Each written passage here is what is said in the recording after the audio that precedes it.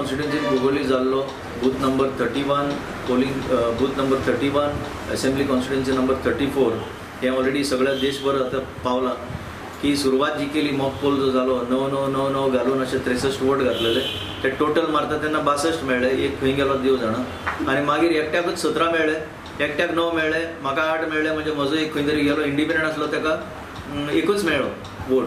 हे टोटलान जे जालें हेजेर क्लियरली सिद्ध जाता की EVMs आर वल्नरेबल. एक सुद्धा मशीन अशें जावपाक जायना आसलें आनी म्हणून तांकां मागीर येवन तें बदलचें पडलें. ती टायमार पावना आनी जी मशिनां आसली ती बशीन उरल्या, 10 वरां बशीन उरल्या. जो स्टाफ आसा तो ओवर लोडेड जाला. I don't blame the staff because they have been overutilise. आनी ताका लागून जे मतदान करतकूच मत जे सुरक्षीत उरपाक जाय तें उरता काय ना हाजे बद्दल आम आदमीक प्रश्न पडला. आनी आतां तेजे नंतर जे 30 दीस ते थंय उरताले ते सुरक्षीत आसतले काय ना हाजेरूय आमकां विचार पडला. Paper at the national level itself आमकां हांगा सेपरेटांनी तो उठोवपाची गरज ना. आज जे देशांत चल्ला ताजेर एक सिद्ध जाता की डेमोक्रेसी इज इन डेंजर.